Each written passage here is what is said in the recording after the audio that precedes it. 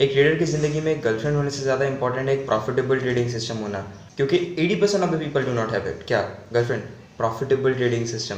80% of the people के पास एक प्रॉफिटेबल ट्रेडिंग सिस्टम होता ही नहीं है। तो क्या क्या कंपोनेंट्स होते हैं एक प्रॉफिटेबल ट्रेडिंग सिस्टम में कि भाई बहुत सारे लोग एक प्रॉफिटेबल ट्रेडिंग सिस्टम नहीं बना पाते हैं। सबसे पहला है उनके पास एक बायस डेवलपमेंट का तरीका होता है कि उनको आज बाइंग के लिए जाना है या फिर उनको जो है सेलिंग के लिए जाना है। तो उनके पास एग्जैक्टली एक सिस्टम होता है जिससे कि वो अपना बायस डिक्लेयर करते हैं कि भाई आज मेरे को गोल्ड में बाइंग के अपॉर्चुनिटीज ढूंढने या फिर आज मेरे को गोल्ड में सेलिंग के अपॉर्चुनिटीज ढूंढने। तो उनके पास एक प्रोसेस होता है, एक स्टेप होता है जो कि वो फॉलो करते हैं, जिससे कि उनको जो है एक बायस मिल जाता है कि उनको बाइंग करना है फिर उनको सेलिंग करना है। उसके बाद नंबर सेकंड इज उनके पास एक एंट्री मॉड्यूल होता है, मतलब कि उनको एग्जैक्टली पता होता है कि भाई उनको कहाँ पे एंटर करना है एक पर्टिकुलर ट्रेड को। एक एग्जांपल लेते हैं, मान के चलो कि आप राज हो। तो राज, मैं आपसे बात कर रहा हूँ कि आपका मान के चलो कि किसी तरीके से आपको लग रहा है कि भाई गोल्ड में आज प्राइस ऊपर जा सकता है, तो आपका गोल्ड में बायस है बुलिश का, मतलब कि आप बुलिश जाने का सोच रहे हो। अब आप एग्जैक्टली कहाँ पे एंटर करोगे उसको बोलेंगे हम एंट्री मॉड्यूल। उसके बाद नंबर थर्ड कि आपका स्टॉप लॉस कहाँ होगा, आपका टेक प्रॉफिट कहाँ होगा, आप कितना परसेंट रिस्क करने वाले हो उस पर्टिकुलर ट्रेड में, इसको बोलेंगे हम ट्रेड मैनेजमेंट। उसके बाद नंबर फोर्थ थिंग इज उनके पास एक बैक टेस्टेड डेटा होता है, उनके पास एक प्रूवन सिस्टम होता है जो कि प्रूव करता है कि भाई उनका स्ट्रेटजी सच में मार्केट में वर्क करता है। अगर वो 10 ट्रेड लेते हैं उनमें से 6 ट्रेड जो है वो प्रॉफिटेबल जाते हैं, तो उनके पास एक स्टैटिस्टिकल एज है जो कि उनको मार्केट में बहुत लंबे टाइम से पैसा बनाने के लिए हेल्प करता है। दैट्स व्हाट एक प्रॉफिटेबल ट्रेडिंग सिस्टम में होता है। But 80% of the people, fascinating है, 80% of the people do not have it. उनके पास होता ही नहीं है ये सिस्टम। हम एग्जैक्टली बहुत सारे प्रोसेस देखे थे, स्टेप्स देखे थे, जिससे कि हम एक बायस को प्रेडिक्ट कर सकते हैं और वो बायस सही भी होने वाला है। ये इसके बारे में हम बहुत सारी बातें कर चुके हैं। अभी आते हैं नंबर सेकंड चीज़ पे एंड दी मोस्ट इंपॉर्टेंट चीज़ पे, जिसपे कि आप अपना एंट्री मॉड्यूल डिफाइन करोगे कि भाई आपको एग्जैक्टली कहाँ एंटर करना है। तो देखो एक एंट्री मॉड्यूल में क्या होता है कि सबसे पहले आपको डिसाइड करना पड़ेगा कि भाई आप कौन से टाइम में ट्रेड करने वाले हो। 24 घंटा होता है दिन में और 24 के 24 घंटा मार्केट ओपन होता है। तो ये जरूरी नहीं है कि भाई 24 के 24 घंटा बैठ के हम देख रहे हैं चार्ट्स में कि हमको कोई ट्रेडिंग अपॉर्चुनिटी मिल जाए, हम कहीं पे ट्रेड कर लें। तो ये तो नहीं करना है कि भाई आप 24 घंटा बैठ के देख रहे हो कि आपको कोई अपॉर्चुनिटी मिल जाए जिसको कि आप ट्रेड करने वाले हो। ये तो नहीं होने वाला है ना, और किसी के पास इतना टाइम होता भी नहीं है कि भाई वो 24 घंटा बैठ के देख पाए। तो आपको एग्जैक्टली डिफाइन करना पड़ेगा कि भाई इस टाइम से इस टाइम तक मैं जो है ट्रेड करने वाला हूँ। तो इसको बोलेंगे कि भाई आपको अपना टाइम डिफाइन करना पड़ेगा। आप कैसे टाइम डिफाइन करोगे? मान के चलो कि आप गोल्ड में ट्रेड करते हो। अब गोल्ड में ट्रेड करते हो, आप देख रहे हो कि भाई मेरे को शाम का टाइम फ्री होता है और आप देख रहे हो कि भाई न्यूयॉर्क सेशन में सबसे ज्यादा मूव आता है, तो आप जो है न्यूयॉर्क सेशन को ट्रेड करने वाले हो, क्योंकि वहां पे वॉलेटिलिटी भी ज्यादा होगा और आप उस पर्टिकुलर सेशन को ट्रेड भी कर सकते हो। तो ऐसे हमको डिफाइन करना है। जैसे कि आप स्टॉक मार्केट का एग्जांपल लेके चलते हैं, निफ्टी या फिर बैंक निफ्टी, तो वो सुबह के पहले 2 घंटे में सबसे ज्यादा मूव देता है, उसके बाद मूव जो है वो इररिलेवेंट बन जाता है। तो आपको क्या देखना है कि भाई आपको सबसे पहले 2 घंटे को ट्रेड करना है। तो इसी तरीके से आपको अपना टाइम डिफाइन करना है। उसके बाद नंबर सेकंड कि भाई आपको एग्जैक्टली एंटर कहाँ करना है। इसके 4 मेथड्स हैं। नोट्स बनाना चालू कर दो, बहुत इंपॉर्टेंट है। अगर नहीं बनाओगे नोट्स ना तो ऑलमोस्ट सारी चीजें भूल जाओगे। सबसे पहला है कैंडल स्टिक्स, उसके बाद चार्ट पैटर्न्स, उसके बाद हमारे पास होता है लिक्विडिटी बेस्ड एंट्री, और नंबर 4 पे हमारे पास होता है break of structure based entry. 4 चीजों को हम देखने वाले हैं, starting with the first one, that is candlestick pattern. तो अभी देखो कैंडलस्टिक पैटर्न। तो पहले देखते हैं कि भाई कैंडलस्टिक का मतलब क्या होता है। कैंडलस्टिक ऐसा कुछ चीज होता है जो कि डिनोट करता है प्राइस के मोमेंटम को। मतलब कि देखो हमारे पास 2 टाइप का कैंडल होता है। सबसे पहला एक ग्रीन और हमारे पास है एक रेड। अब देखो ये ग्रीन और रेड कैंडल के बारे में हम प्रीवियस में बात कर चुके हैं, तो मैं इस पर बहुत ज्यादा बात नहीं करने वाला। उसके बाद टाइम फ्रेम्स आता है। टाइम फ्रेम्स के बारे में हम पहले देख चुके हैं भाई टाइम फ्रेम्स क्या होते हैं। अपर से हम लोअर पे जाते हैं टाइम फ्रेम्स, जहाँ पे कि हम यहाँ पे पहले वीकली डेली से हम 5 मिनट्स पे जाते हैं। तो मैं पहले ये बात कर चुका हूँ। अभी हम आ रहे हैं पहले सिंगल कैंडलस्टिक पैटर्न पे, मतलब कि जो कि एक कैंडल में बन जाते हैं। सबसे पहला है शूटिंग स्टार। मतलब कि देखो प्राइस में क्या है कि हम बुलिश मोमेंटम दे रहे थे, उसके बाद हमारे पास यहाँ पे ऐसा एक कैंडल बनता है जो कि उसके ऊपर पे बहुत सारा विग है, बट हमारा बॉडी जो है वो स्मॉल है और यहाँ पे नीचे जो है हमारे पास छोटा विग है। तो ऐसे वाले कैंडल को बोलेंगे हम शूटिंग स्टार कैंडल। अब शूटिंग स्टार कैंडल फॉर्म होने के बाद चांसेस रहता है कि हमारा प्राइस जो है वो नीचे फॉल करे। उसी तरीके से हैमर कैंडल बस बेसिकली हमारे डाउन ट्रेंड में बनता है, उसके बाद वो जो है अप ट्रेंड के मोमेंटम के लिए जो है कंटिन्यू करता है। उसके बाद नेक्स्ट टाइप का कैंडल है हमारे पास डोजी। अब डोजी टाइप का कैंडल क्या होता है कि मान के चलो हम अप ट्रेंड में आ रहे थे, उसके बाद हमारे पास यहाँ पे कंफ्यूजिंग कैंडल बनता है। कंफ्यूजिंग कैंडल ऐसा कुछ बनेगा, मतलब कि हम यहाँ पे प्राइस में ऊपर भी गए थे, प्राइस में नीचे भी गए थे, बट आए हम बीच में आके क्लोज किए। मतलब कि हम बीच में आके जब क्लोज करते हैं तो इसको बोलेंगे doji candles. Personally doji candles मेरा फेवरेट कैंडल है, तो ये जो है बहुत बार वर्क करता है और ये मैं जो है बहुत बार देखा हूँ कि भाई काम तो करता है। अब डाउन ट्रेंड में जब इसको बनेगा तो ये जो है डोजी स्ट्रक्चर ही बोलेंगे। उसके बाद हमारे पास है next type of candle, that is hanging man. अब देखो हैंगिंग मैन में हम अप ट्रेंड में आ रहे थे, उसके बाद हमारे पास हैमर का उल्टा बनता है। मतलब कि अभी हमारे पास नीचे बहुत बड़ा विग है और ऊपर हमारे पास छोटा सा बॉडी है, तो इसको बोलेंगे हैंगिंग मैन कैंडल। अब हैंगिंग मैन कैंडल के केस में हमारे पास एंट्री यहाँ पे होना चाहिए और आइडियल स्टॉप लॉस हमारा यहाँ पे बैठना चाहिए, बट अगर आपका स्ट्रेटजी बोलता है कि भाई आपको यहाँ पे स्टॉप लॉस रखना है, then you can take the stop loss over there. उसी का अपोजिट होता है हमारे पास इन्वर्टेड हैमर, जो कि हम डाउन ट्रेंड में फॉर्म करते हैं। हमारा एंट्री होगा इस पर्टिकुलर हाई पे और हमारा स्टॉप लॉस होगा यहाँ पे। उसके बाद next type of candle is gravestone doji या फिर ड्रैगनफ्लाई डोजी। अब ग्रेवस्टोन डोजी में क्या होता है कि पहले जब हमारे पास हैमर कैंडल बना था तो यहाँ पे एक विग हुआ करता था, बट हमारे ग्रेवस्टोन डोजी में यहाँ पे विग नहीं होगा। या फिर हमारे यहाँ पे जब ड्रैगन फ्लो डोजी का बात करेंगे तो हमारे यहाँ पे विग नहीं रहेगा। हम ऊपर का मूवमेंट दे रहे थे, उसके बाद हम हैमर कैंडल बनाएंगे विदाउट एनी विग, और हम जो है सीधा सीधा डाउन ट्रेंड का मूवमेंट करेंगे। या फिर हम जो डाउन ट्रेंड मारे थे उसके बाद हम अप ट्रेंड का मूवमेंट करेंगे after this type of candle, तो इसको बोलेंगे हमारे पास ड्रैगन फ्लाई डोजी। उसके बाद हमारे पास बुलिश मारूबुजू या फिर बियरिश मारूबुजू। मारूबुजू का मतलब होता है स्ट्रेंथ, ये जो है डिनोट करता है, ये एक जापानीज वर्ड है, अगर आपको नहीं पता है ये एक जापानीज वर्ड है, और ये जो है डिनोट करता है स्ट्रेंथ को।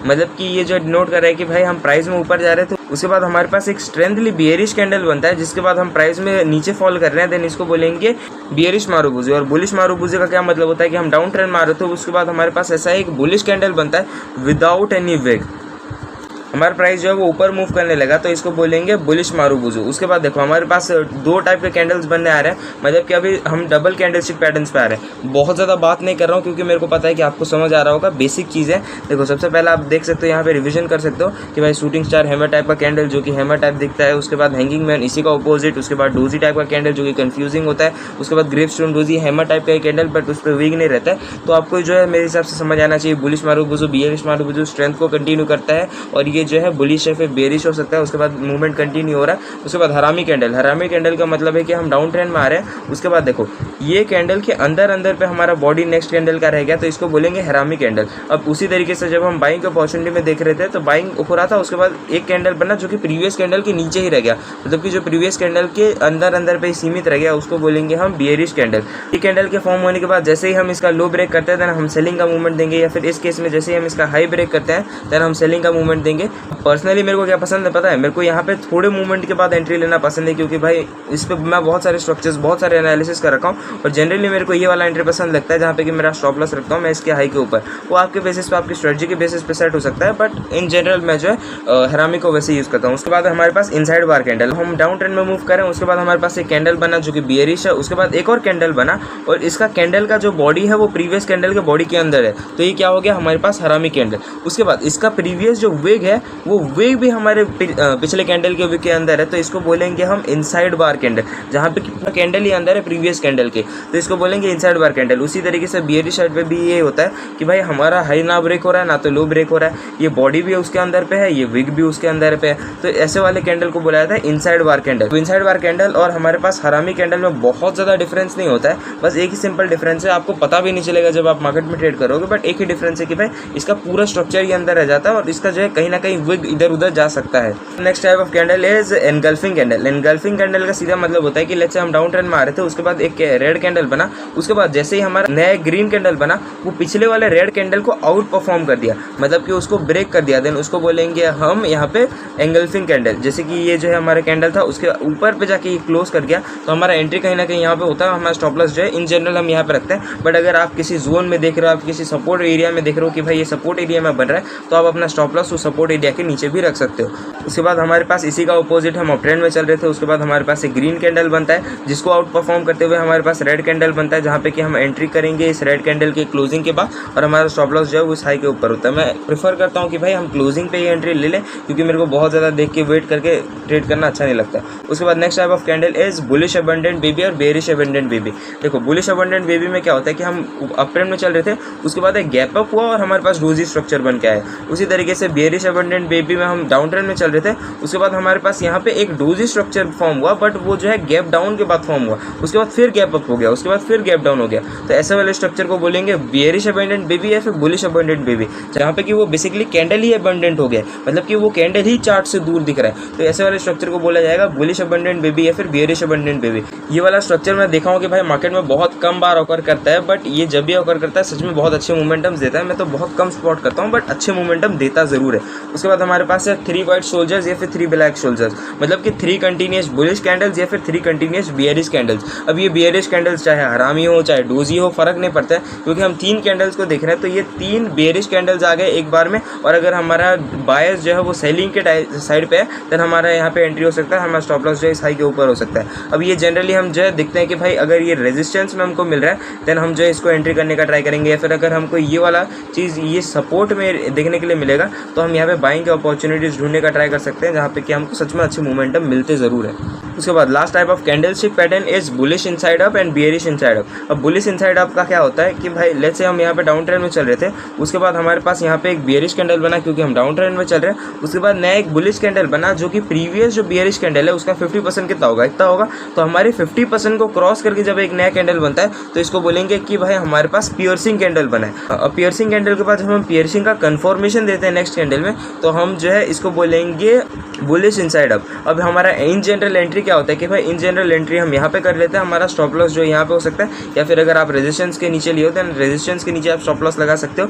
बट यहाँ पे बहुत सारे लोगों को देखता हूँ कि भाई वो जो है इसके बाद एक ब्रेक ऑफ स्ट्रक्चर का भी वेट कर लेते हैं। अब अगर आप इस ब्रेक ऑफ स्ट्रक्चर का वेट कर रहे हो, देन आपका एंट्री किस बेसिस पे होगा, आपका एंट्री होगा इस 3 वाइट शोल्जर्स के बेसिस पे। तो ये जो है 3 वाइट शोल्जर्स भी हो सकता है, क्योंकि अगर इसके बाद यहाँ पे एक बियरिश कैंडल बन जाता तो ओके ये एक वैलिड हमारे पास बुलिश इनसाइड अप कैंडल होता, बट एक फेक हो जाता वाइट शोल्जर कैंडल। तो आप जब मैं बहुत सारे लोगों को देखता हूँ कि वहाँ पे ब्रेक ऑफ स्ट्रक्चर का वेट करेंगे कि भाई यहाँ पे एक बार बुलिश क्लोज हो जाए, या फिर एक बार हमको बहुत अच्छे वॉल्यूम्स दिखने लगे प्राइस में नीचे, तो हम एंटर करेंगे, तो वो आपके बेसिस पे हो सकता है। उसके बाद देखो बियरिश इनसाइड हम बेसिकली अप ट्रेंड चल रहे थे, उसके बाद ये वाला कैंडल हमारे पास बुलिश बना क्योंकि हम जो है बुलिश ट्रेंड में चल रहे हैं। उसके बाद 50% एरिया को जब हम क्रॉस करके नया एक बियरिश कैंडल बनाते हैं, देन इसको बोलेंगे हम बियरिश इनसाइड अप। उसके बाद हमारा यहाँ पे एक और कैंडल बना जो कि हमारे पियर्सिंग कैंडल को यहाँ पे कंफर्म कर रहा है, देन हमारा एंट्री होगा जनरल यहाँ पे हमारे स्टॉप लॉस के ऊपर या फिर हमारे रेजिस्टेंस के ऊपर।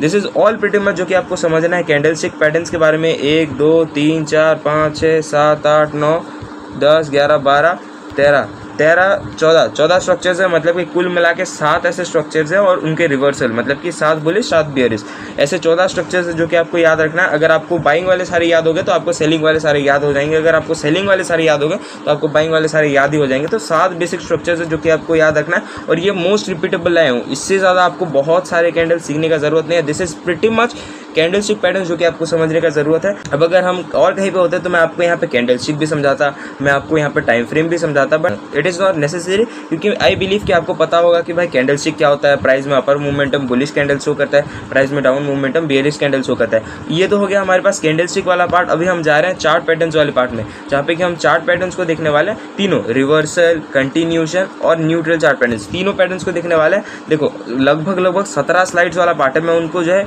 PDF से निकाल के PPT से निकाल के इसी हमारे पास राइटिंग वाले वर्जन में लेके आया हूँ, ताकि भाई मैं आपको अच्छे से लिख के समझा पाऊँ। So let's get into chart patterns. देखो चार्ट पैटर्न का मतलब क्या होता है। चार्ट पैटर्न का सिंपल सा मतलब होता है जब हम प्राइस के मूवमेंट को देखते हैं, जब एक हम सर्टेन स्ट्रक्चर को देखते हैं मल्टीपल कैंडल्स में, जब हम एक स्ट्रक्चर को देखेंगे भाई ये 5-10 कैंडल्स बना के ये स्ट्रक्चर फॉर्म हुआ है, जिस स्ट्रक्चर के बेसिस पे, या फिर 20 कैंडल बना के ये स्ट्रक्चर फॉर्म हुआ है, जिस स्ट्रक्चर के ब्रेक डाउन पे या फिर ब्रेकआउट पे हमको यहाँ पे बहुत अच्छे सेलिंग या फिर बहुत अच्छे बाइंग के अपॉर्चुनिटीज़ मिल सकते हैं, देन ऐसे वाले स्ट्रक्चर को बोला जाएगा कि भाई हम चार्ट पैटर्न्स में ट्रेड करें। बहुत बड़ा इंपॉर्टेंट पार्ट है ट्रेडिंग का, और आपको इस पर टाइम लगेगा। तो सबसे पहले आप जो है इसको डाइजेस्ट कर लो, इन्फॉर्मेशन को डाइजेस्ट कर लो, उसके बाद हम एग्जांपल को डाइजेस्ट करने जाएंगे।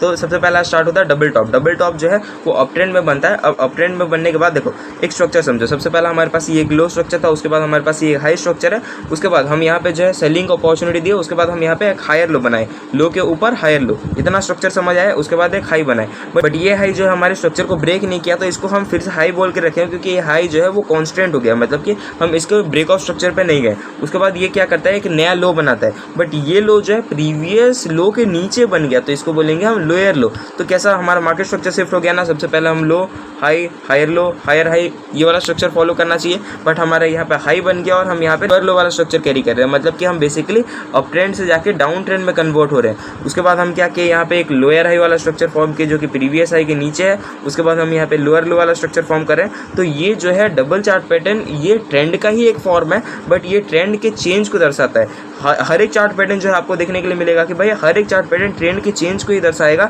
या फिर ट्रेंड के कंटिन्यूशन को दर्शाएगा अपने स्ट्रक्चर को फॉलो करते हुए। ये आपको कैसे मार्केट में देखने को मिलेगा, मान के चलो कि हमारे पास बाइंग का अपॉर्चुनिटी आ रहा था, उसके बाद आपको कुछ ऐसा स्ट्रक्चर देखने के लिए मिलेगा कि प्राइस जो है वो थ्रम्बल कर रहा है, उसके बाद प्राइस ऊपर जाता है, उसके बाद इसके स्ट्रक्चर को ब्रेक नहीं कर पाएगा, उसके बाद ये जो यहाँ पे आके थ्रम्बल करेगा कुछ टाइम के लिए, उसके बाद जैसे इसका ब्रेक डाउन देगा तो हमारे पास यहाँ पे एक मेजर एंट्री बन के आएगा। उसके बाद क्या करेगा कि ये प्राइस में फिर से थोड़ा ऊपर जाने का ट्राई करेगा, फिर से यहाँ पे कुछ लोगों को ट्रैप करने का ट्राई करेगा, उसके बाद ये जो है धीरे धीरे कंटिन्यू करेगा। तो ऐसे स्ट्रक्चर देखने के लिए मिलेगा। एग्जैक्टली मैं नहीं बोल सकता कि भाई आपको ऐसे ही लाइन के स्ट्रक्चर में दिखने वाला है, ये जो है थोड़ा डिफरेंट भी हो सकता है, क्योंकि मार्केट में सच में इतना ईजी मोमेंटम नहीं होता है। क्योंकि अगर ईजी मोमेंटम होता तो हर इंसान डबल टॉप डबल बॉटम को आइडेंटिफाई करके एक प्रॉफिटेबल ट्रेडर बन चुका होता, बट हर एक इंसान नहीं होता है। उसके बाद हमारे पास है डबल बॉटम, उसी का अपोजिट हम डाउन ट्रेंड में आ रहे थे। उसके बाद हम यहाँ पे डब्ल्यू शेप का पैटर्न बनाए, उसके बाद जैसे हमारे पास हायर हाई वाला स्ट्रक्चर बना, उसके बाद हायर लो, उसके बाद हायर हाई वाला स्ट्रक्चर। तो आपको स्ट्रक्चर समझना, हम जो है डाउन ट्रेंड में चल रहे थे यहाँ तक, उसके बाद हम यहाँ पे अप ट्रेंड में कन्वर्ट हो रहे हैं। तो ये वाला स्ट्रक्चर क्या है कि हम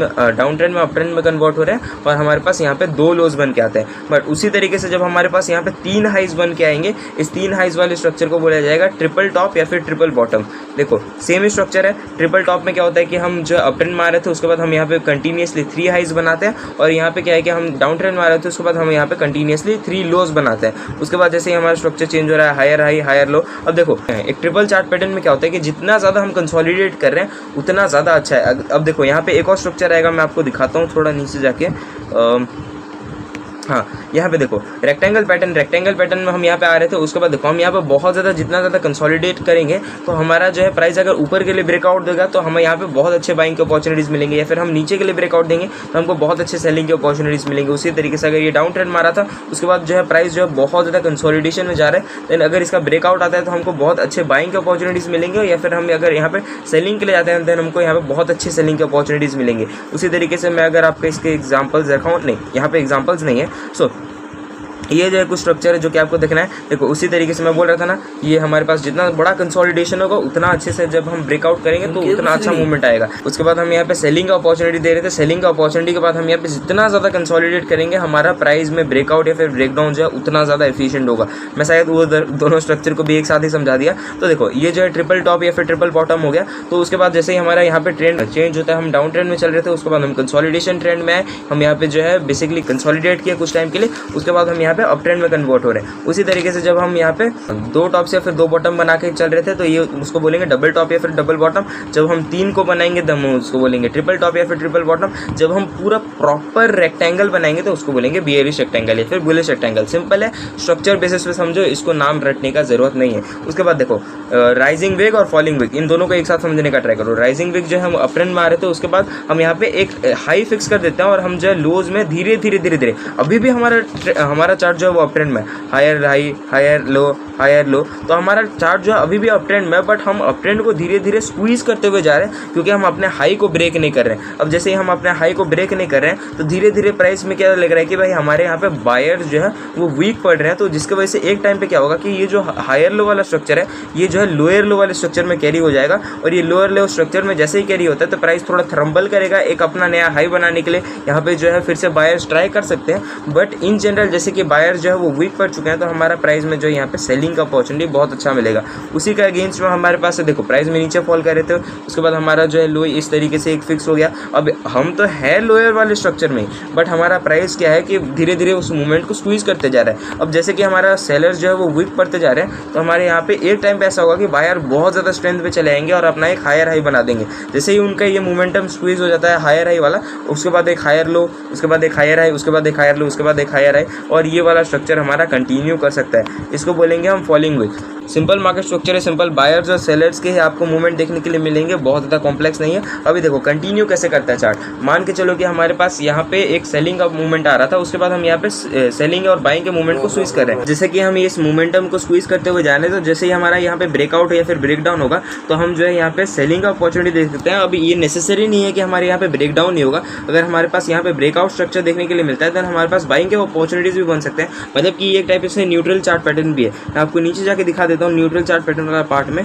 कि न्यूट्रल चार्ट पैटर्न देखो, ये देखो हाँ नहीं ये नहीं है, देखो न्यूट्रल चार्ट पैटर्न मतलब कि देखो हम यहाँ पे आ रहे थे, उसके बाद मूवमेंट को स्क्वीज करते हैं, हम यहाँ पे जो है मूवमेंट को स्क्वीज करते हैं, मतलब कि हम यहाँ पे हाई बनाए, उसके बाद एक लो बनाए, उसके बाद हमें यहाँ पे एक लोअर हाई बनाए, उसके बाद हम यहाँ पे एक हायर लो बनाए, उसके बाद हमें यहाँ पे एक लोअर हाई बनाए, उसके बाद हम यहाँ पे एक हायर लो बनाए। तो हम जो मूवमेंट को धीरे धीरे स्क्वीज करते हुए जा रहे हैं। अब जैसे ही हमारा मूवमेंट स्क्वीज हो रहा है तो हम जैसे जिस तरफ भी हम ब्रेकआउट करेंगे, जैसे कि इस तरफ ब्रेकआउट किए या फिर अगर हम यहाँ पे ब्रेकआउट किए तो हमको सेलिंग का अपॉर्चुनिटी मिलेंगे, अगर हम यहाँ पे ब्रेकआउट किए तो हमको बाइंग के अपॉर्चुनिटी मिलेंगे।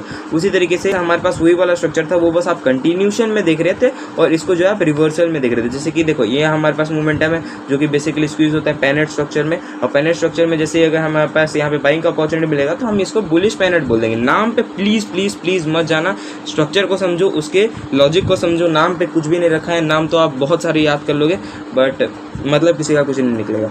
हमारे पास शायद ये बियर पैनेट और बुल पैनेट भी आपको क्लियर हो गया होगा। हम मोमेंटम स्क्वीज करते हैं बियर पैनेट या फिर बुल पैनेट में, उसके बाद रेक्टेंगल वाला कैंडल हम अप ट्रेंड में आ रहे थे, उसके बाद हम यहाँ पे रेक्टेंगल वाले कैंडल को बहुत ज़्यादा स्क्वीज करते हैं या फिर हम रेक्टेंगल में बहुत ज़्यादा टाइम तक कंसोलिडेट करते हैं। इससे जितना ज़्यादा हम यहाँ पे रेक्टेंगल में कंसोलिडेट करें, जैसे ही हमारा ब्रेकआउट स्ट्रक्चर देखने के लिए मिलेगा तो हमको बाइंग की अपॉर्चुनिटी देखने के लिए मिलेगी। अगर ये सेलिंग के लिए ब्रेकआउट होता है तो हमारे पास यहाँ पे एक रेक्टेंगल सेलिंग का रिवर्सल चार्ट पैटर्न बन के आ जाएगा।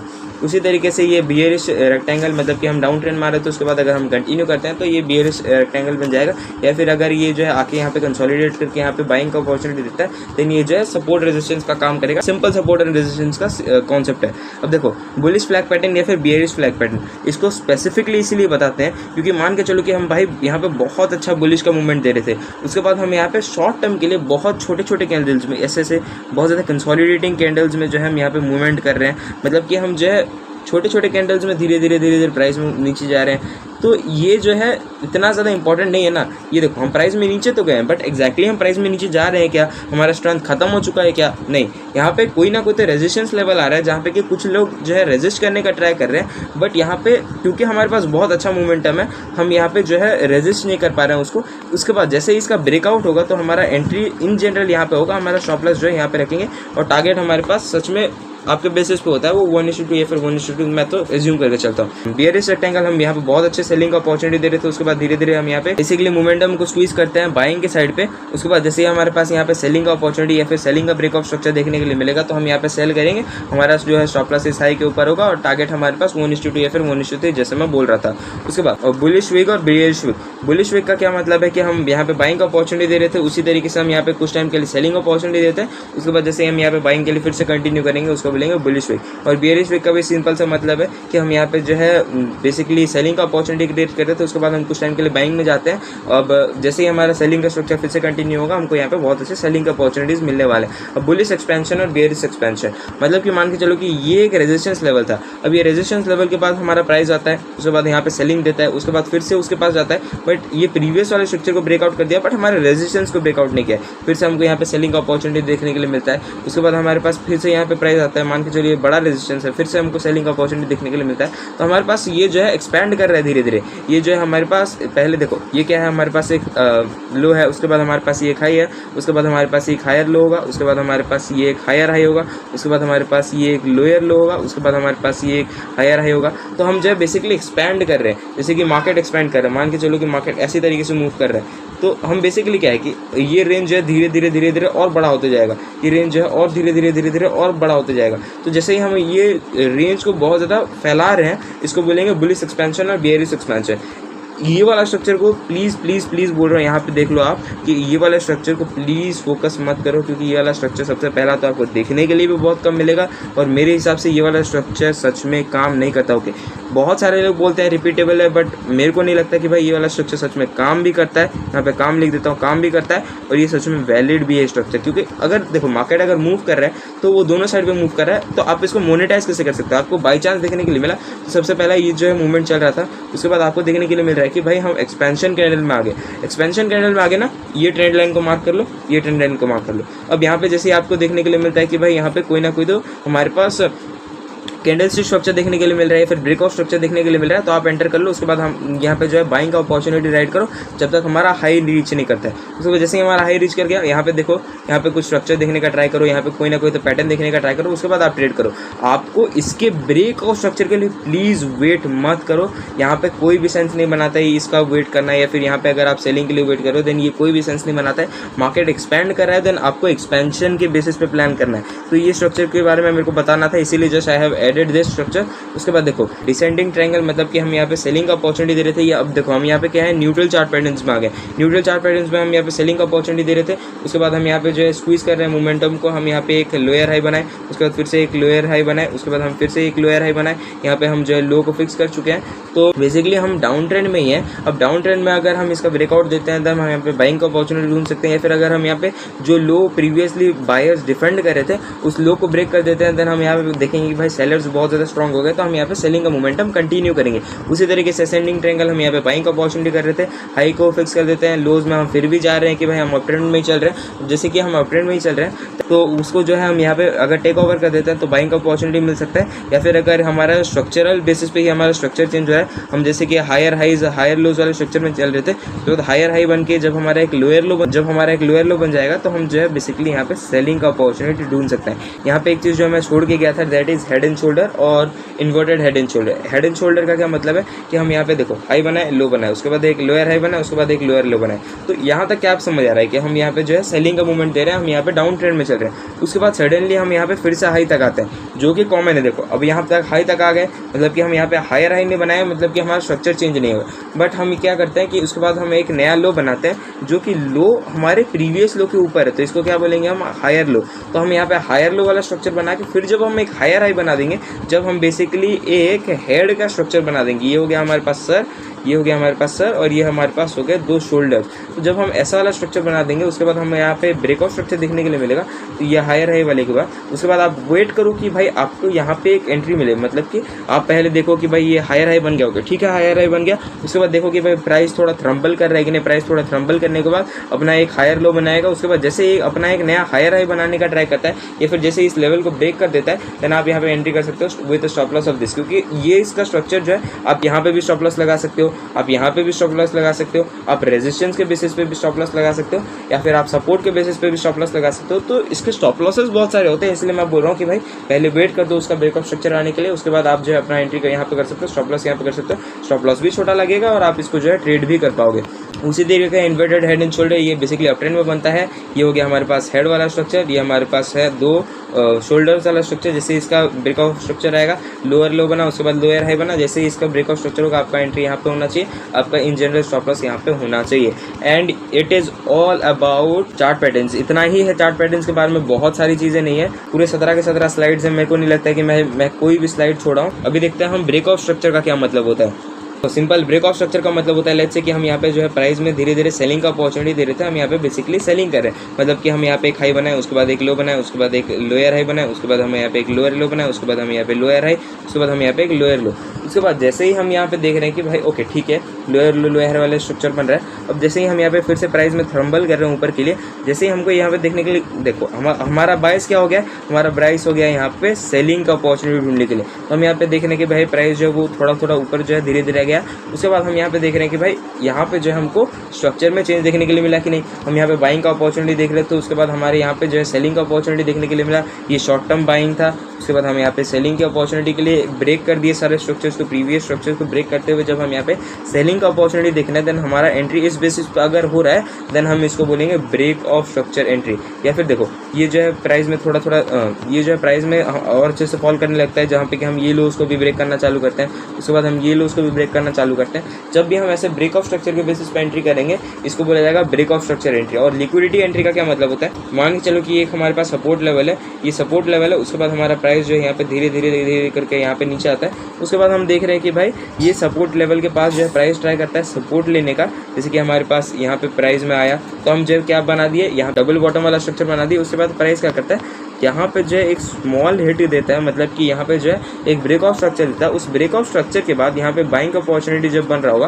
ब्रेक ऑफ स्ट्रक्चर के बाद, तो वो ब्रेक ऑफ स्ट्रक्चर के बाद सडनली रिवर्स करता है और यहाँ पे जो है कंटिन्यूसली सेलिंग करते जाता है। तो जब आपका एंट्री होगा कि भाई यहाँ पे ओके आपको बाइंग का अपॉर्चुनिटी दिख रही है, उसके बाद यहाँ पे देख रहे हो कि भाई यहाँ पे जो है ये वाला स्ट्रक्चर फिर से आके यहाँ पे सेलिंग का अपॉर्चुनिटी दे रहा है, देन आप ये सेलिंग के अपॉर्चुनिटी में एंटर करते हो और आपका स्टॉप लॉस इस हाई के ऊपर है, देन इसको बोलेंगे लिक्विडिटी स्ट्रक्चर। अब लिक्विडिटी कहाँ पे रेस्ट करता है, सबसे पहला लिक्विडिटी एक दिन के कैंडल के पास स्ट्रक्चर होल्ड करता है। जैसे कि देखो ये हमारे पास एक दिन का कैंडल मान के चलो, अब एक दिन के कैंडल के लोज या फिर हाई के ऊपर हमारा लिक्विडिटी रेस्ट करता है, या फिर मान के चलो कि ये सेशन का मूवमेंट है तो सेशन के मूवमेंट के लो के नीचे या फिर सेशन के मूवमेंट के हाई के ऊपर जो है हमारा लिक्विडिटी रेस्ट करता है। उसके बाद एक और तरीके से लिक्विडिटी रेस्ट करता है कि मान के चलो वीकली कैंडल है, वीकली कैंडल के हाई और लो पे भी हमारा लिक्विडिटी रेस्ट करता है। जैसे कि अगर हम यहाँ पे जो है हाई लो को ब्रेक कर दिए, लो को ब्रेक करने के बाद हम यहाँ पे जैसे ही सेलिंग का अपॉर्चुनिटी बना रहे हैं उसके बाद एक सडन बाइंग का अपॉर्चुनिटी बना के हम यहाँ पे प्राइस में ऊपर मूवमेंट कर सकते हैं। इसको बोलेंगे कि भाई हम यहाँ पे वीकली क्लोजिंग के बेसिस पे कुछ ना कुछ तो लिक्विडिटी के साथ प्लान करें। तो डेली में हो सकता है, सेशन में हो सकता है, हमारे पास वीकली चार्ट्स में हो सकता है, हमारे पास मंथली चार्ट्स में हो सकता है। ये सब चीज़ों में जब हम यहाँ पे लिक्विडिटी को देख रहे होते हैं जहाँ पे कि मैक्सिमम लॉस कर रहे होंगे, हम यहाँ पे प्रॉफिट बनाने का ट्राई कर रहे हैं, उनके अगेंस्ट में जाके इसको बोलेंगे लिक्विडिटी बेसिस पे एंट्री। और ब्रेक ऑफ स्ट्रक्चर बेसिस पे एंट्री का मतलब है कि भाई लेट्स से कि हमारा बायस जो है वो सेलिंग साइड पे बना हुआ है और हम यहाँ पे ब्रेक ऑफ स्ट्रक्चर के लिए वेट कर रहे हैं कि भाई कहाँ पे हमको सेलिंग का ब्रेक ऑफ स्ट्रक्चर देखने के लिए मिलेगा। फॉर एग्जांपल जैसे कि हमको यहाँ पे एक ब्रेक ऑफ स्ट्रक्चर देखने के लिए मिल गया कि हम यहाँ पे जो है बाइंग कर रहे थे, उसके बाद हमें यहाँ पे ब्रेक ऑफ स्ट्रक्चर देखने के लिए मिल गया, या फिर यहाँ पे जो है मेजर ब्रेक ऑफ स्ट्रक्चर देखने के लिए मिल गया। तो जब हम यहाँ पे एंट्री करने का ट्राई करेंगे तो हम इसको बोलेंगे कि भाई हम सेलिंग के लिए एंटर कर रहे हैं based upon break of structure वाला मूवमेंट। अब this is pretty much all about this particular one. हम नेक्स्ट वीडियो में बहुत सारे एग्जांपल्स को देखने वाले हैं, हम एग्जैक्टली आपका एंट्री मॉड्यूल्स को बिल्ड करने वाले हैं। ये बस आप इतना नॉलेज को डाइजेस्ट कर लो, सबसे पहला वो कैंडलस्टिक पैटर्न और ये सारे चार्ट पैटर्न्स, आप इतना नॉलेज को पहले डाइजेस्ट कर लो, आप इनको सीख लो, समझ लो, इनके नोट्स बना लो, and in the next module आपका एंट्री मॉड्यूल 110% डिफाइन होने वाला है। With this thank you very much.